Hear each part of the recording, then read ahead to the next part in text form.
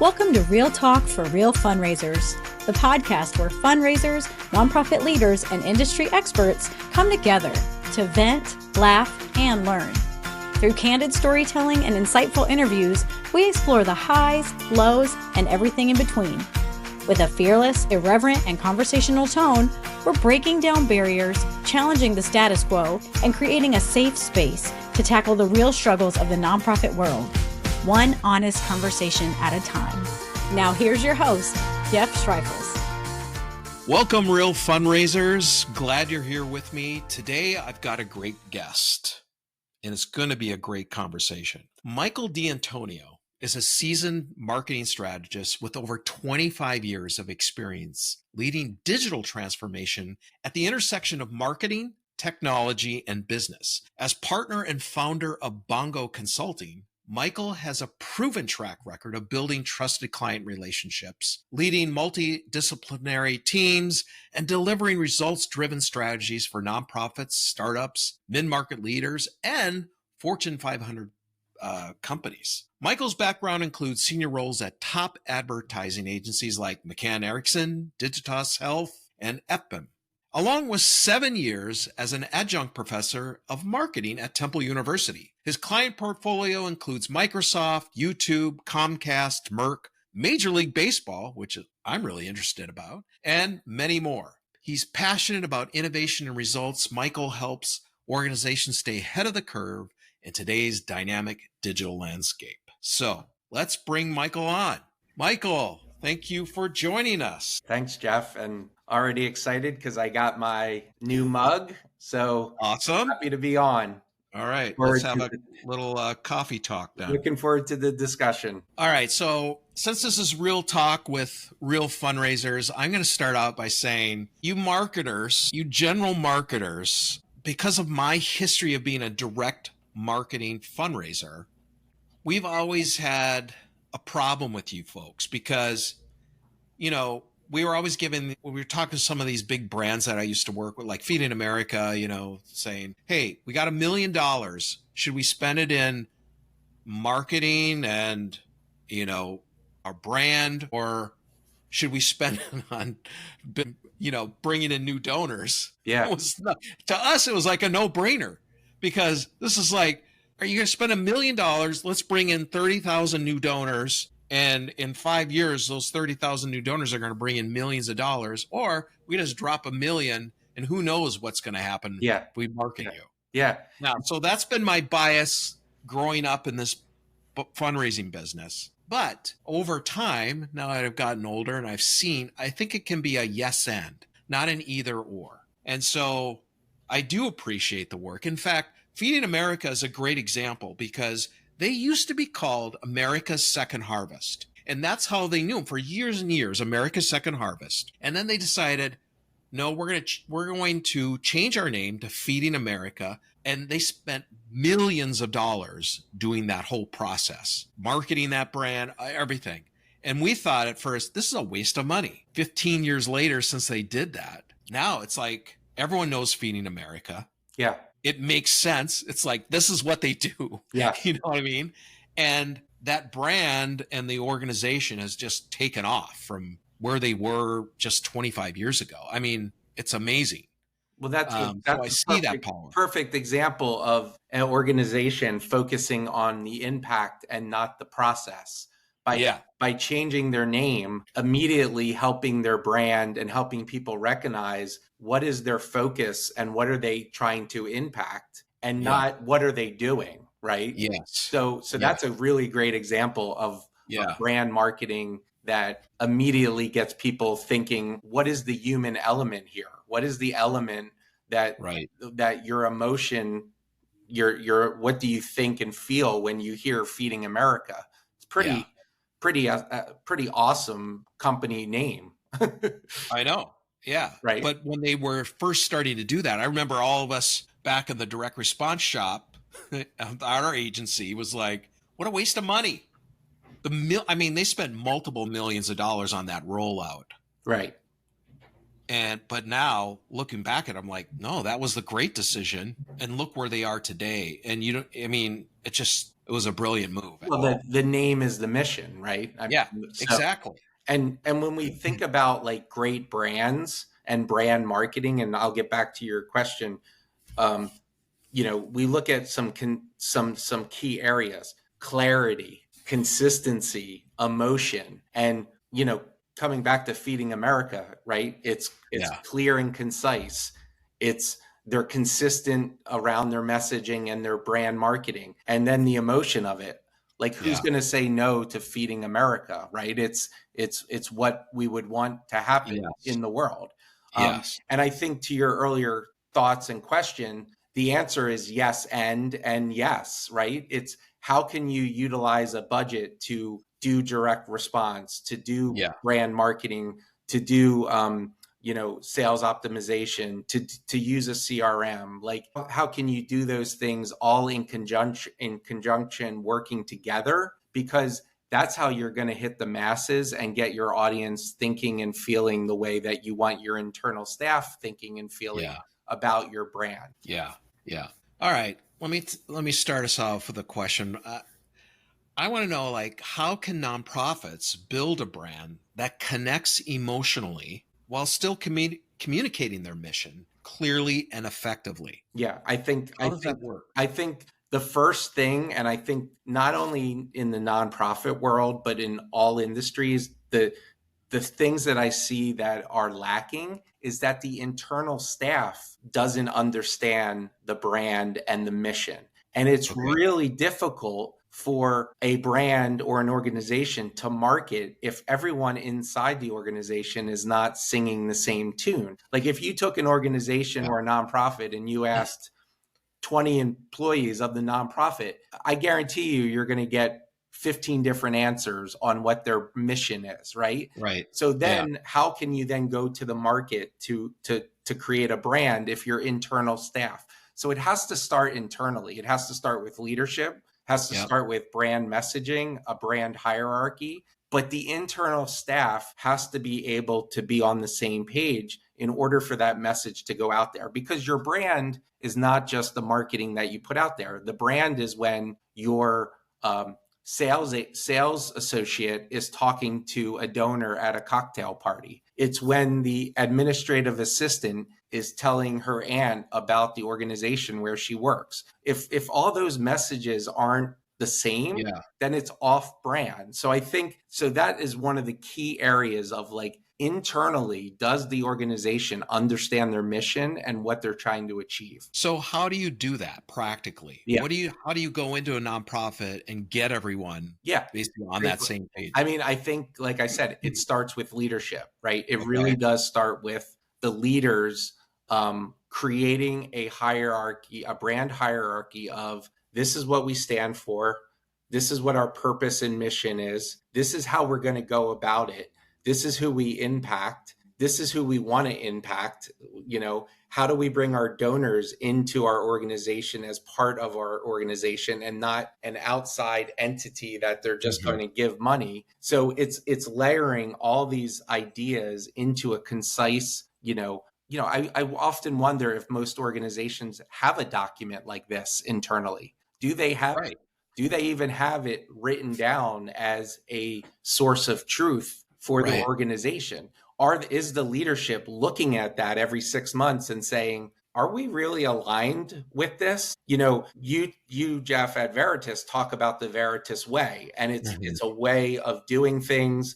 It's throughout the organization, you come back to it and you look at it, you try to make it better. And that's what organizations should be doing. The kind of a document that is their North Star. And if anywhere on that document that they're off, that's where you can course correct and say, you know what? Hey, marketing team, I'm seeing messaging that's off brand, that's not aligned with our mission. Let's talk about this. Hey, sales side, you're working with donors. Are you saying these things when you're working with donors? So it's almost like a master strategic brand plan, but it's really about the organization and how the organization interacts with everyone involved when they're talking. So how do you keep everyone on that page? Like, practically, what do nonprofit leaders do to make sure that everyone's staying on brand in a sense. I think asking the right questions and also having meetings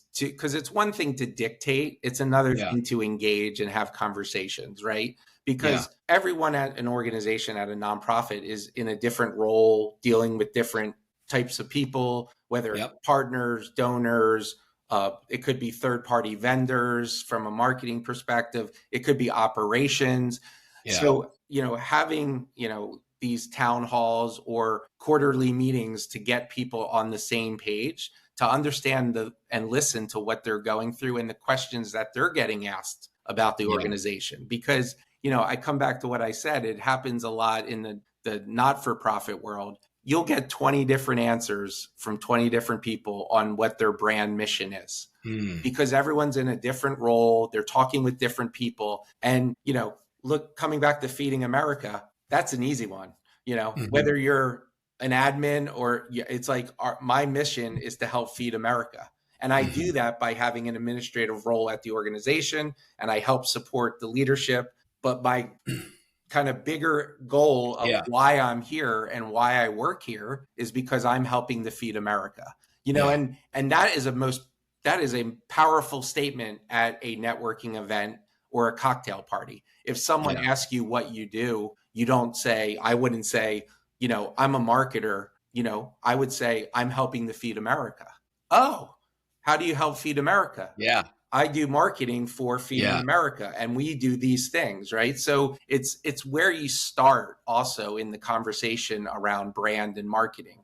And it gets back to that idea of focusing on the impact rather than the process, because most people, Jeff, we get into storytelling and brand. When we talk about storytelling and branding, you have to have the story. People want to hear a good story, right? When they're working or networking or at a cocktail party, or you're meeting a new donor, or you're meeting a new person in the work environment. It's like, what's your story? I don't want to hear that Jeff started college in 1989 and it's like, oh my God, we're going to go through his whole life. I want to hear that Jeff helps nonprofits throughout the world create better donor relationships. Wow. How do you do that, Jeff? And then you get into the conversation. So I think from a brand and marketing standpoint, a lot of organizations start at the process or talking about themselves, about what they do, and not how it impacts all the people out in the world that might not know what they do or how they do it. I remember one organization, Lurie Children's Hospital in Chicago. So you think, okay, Children's Hospital, everyone knows what they do. Everyone's on board, everyone, but they made it a point at quarterly. They would have these all staff meetings. I mean, from the doctors to the receptionists, the fundraisers, anyone involved in that hospital, there were these quarterly meetings, and they had it in this big assembly hall. And they would invite donors who were mostly parents of kids who had, been served there at the Children's Hospital, and they would tell their story about a certain doctor that cared for them, or a nurse, or just how amazing it was to be there. And you could see, here are these doctors, nurses, nursing assistants weeping, listening to their stories.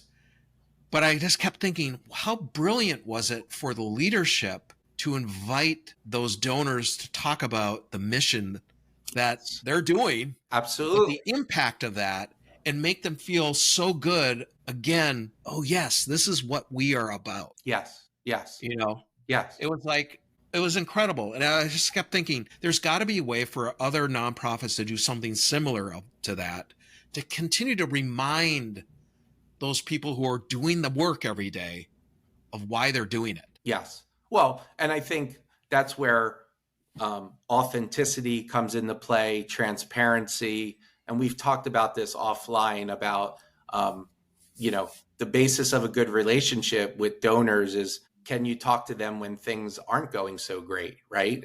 And most relationships, right? It's can you have those, quote, hard conversations, but that's the openness and transparency that people want to know about an organization that they're giving money to. And obviously large sums of money also. They want to know and feel the impact, as you're saying, of where is my money going and why should I continue to do this?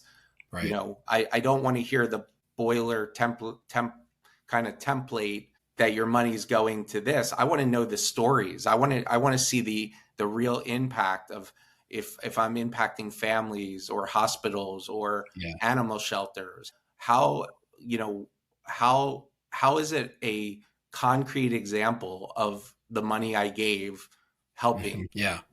I like to know, because you have a lot of experience, but what do you feel are some of the most common marketing mistakes that nonprofits make and how they could avoid them? Especially, you know, a lot of them have limited resources. Yeah, I think limited resources, I'll talk about it in two areas. The limited resources, smaller nonprofits, you know, I think with digital marketing today and all the different platforms, there's so much out there to do that organizations try to do everything and they end up not making an impact by doing too much or trying to do too much. It takes up resources, takes up time, and it feels good. You're doing a lot, right? You're doing a lot of marketing, but it's not making the impact because you're kind of scattered and you're too all over the place. So I think a lack of strategic focus is the first thing that I think is the big mistake, right? It's, hey, we need to go do things where you need to take a step back and say, what are we trying to achieve? What is our strategic focus, even as a small nonprofit? Like, what do we want to reach just 50 donors this year? That could be a strategic initiative. I want to talk to 50 new donors. So that then leads into the tactics, where I think a lot of organizations go right to the tactic, right? They say, we need to do social media. And I hear this from my clients all the time. We need to do social media. And I'm like, why do you need to do social media? Because we need to drive 1 million in sales. Well, those things aren't going to add up, right? Yes. So the other thing I see is coming back to the inconsistent brand message, right? So now you're doing things, but you're not putting out the right message to the right people. So now you're doing a lot, but you're putting out the wrong message to the wrong people. So now you're missing the mark there. And then I think the other thing is we just talked about this, the lack of donors and internal staff understanding the big picture. So if you're not communicating to the right audience, you're on multiple platforms with the wrong message, and you're not communicating to about the big picture, it's a miss, right? So even to my larger clients I work with, let's narrow our focus to a couple platforms or a couple tactics, you know, whether it be social media, maybe some PR and a really great CRM email strategy, and go after the strategic initiative of getting 50 new donors. Can we make that happen with those tactics? And so instead of going wide, it's almost like you're going more narrow, but you're always having the eye on the strategic initiative. Because if you don't know what you're trying to gain from marketing, you're kind of doing dartboard marketing. You're kind of shooting in the dark. So, you know, I think the pushback to that would be like, well, we can't even do those things. We're so limited. Well, then come back to that strategic initiative, because Jeff, the marketing could be direct phone calls. Right. It could be going to multiple events a year where your donors are going to be at, and you're going to go talk to them. When you think about marketing, the goal of marketing is to have a result. The goal of marketing is not just to do marketing. So I would urge smaller nonprofits to think about their strategic goals first, and then look at the grassroots efforts or the direct one-on-one conversations that you can have to try to get to your goal. Yeah, I see so many nonprofit leaders, especially smaller ones, think they've got to do everything because we read about all this stuff. So if you read anything in the philanthropy press, there's all these things that people are doing, and I got to do the social media thing here. I've got to try this new strategy and this thing, and oh, we should have a presence here. And they start doing things, or they start to say, oh, we got to have a bunch of younger donors because we got to have younger donors.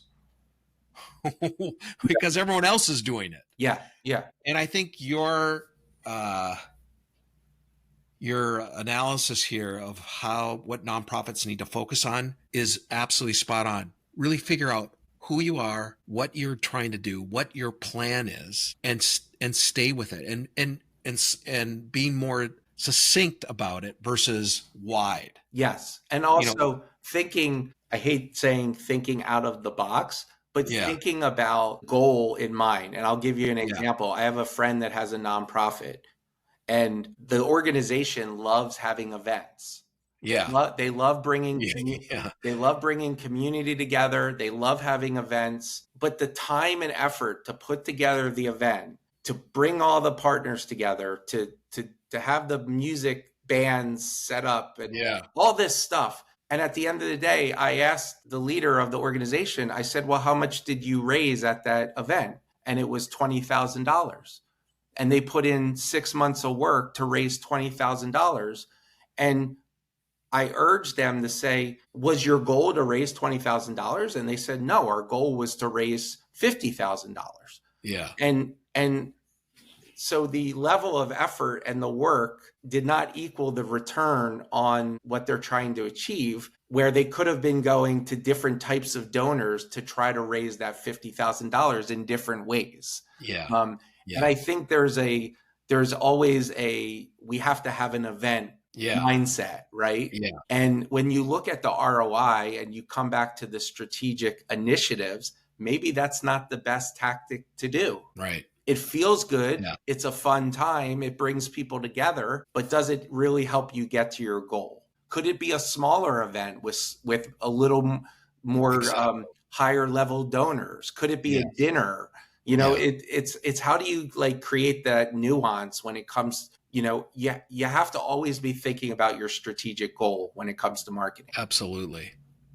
And don't get me started on events. Veritas has always been kind of negative towards events because, as you said, it takes all this time and effort and the payoff is so little. Whereas if you actually had a major gift program where you're developing relationships with donors and you're getting to a point then when you're having one conversation and, they're just giving you a $50,000 check from that one conversation. You know what I mean? Yeah. And that's what I tried to give guidance to this organization, to be like, you might work 3 hours to get someone to write you that $20,000 check that took 6 months to do the event.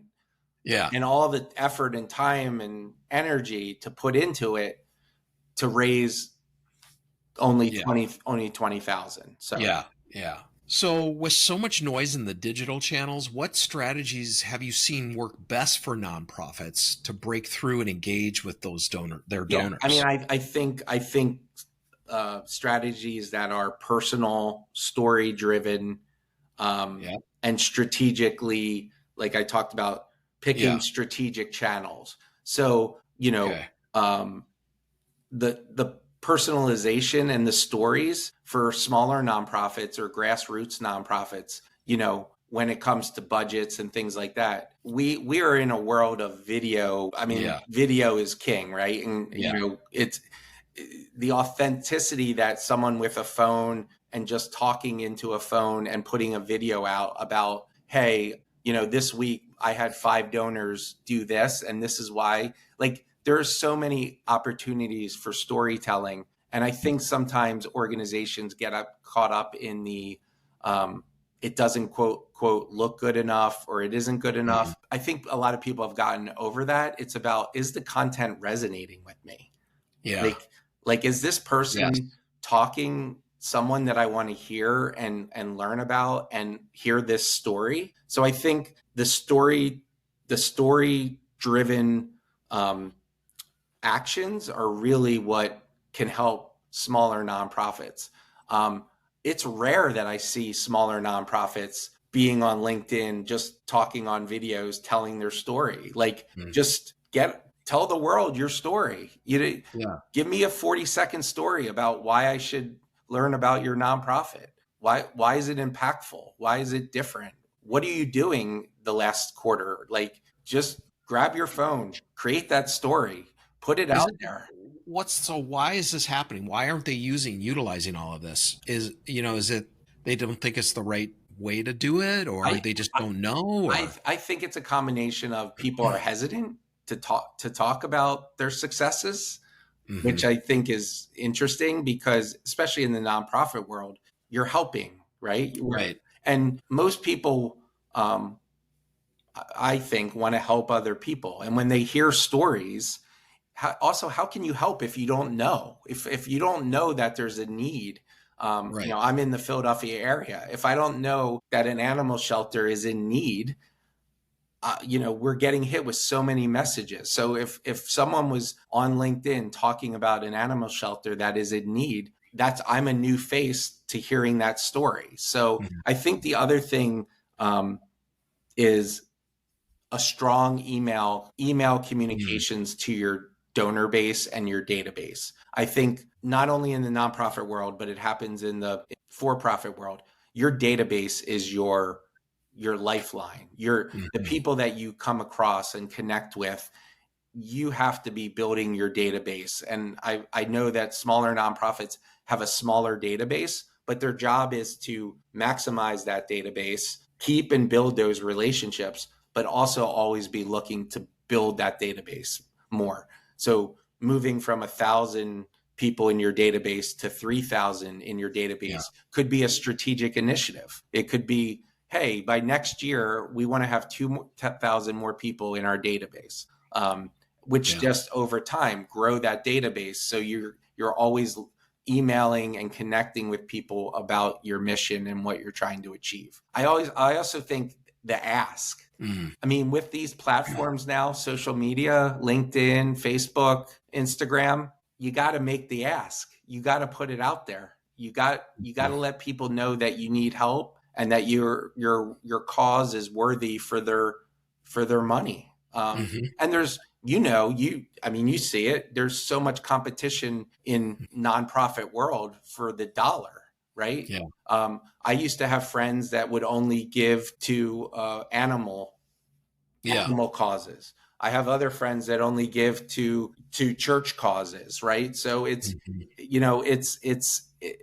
it's making people aware that you're out there and that you have a need. I think the other thing is, how can you pull your donors into the cause and create lack of separation that, they're just the people that give money to my cause? How do you pull them in? You mentioned the example of the video asset. Like, how can you get them into the cause of helping you grow the organization and grow the donor relationships by utilizing the donors, the people that are your best brand ambassadors and the ones that are giving the most money? That's right. Yeah, it's one thing to bring them in, but then how do you keep them?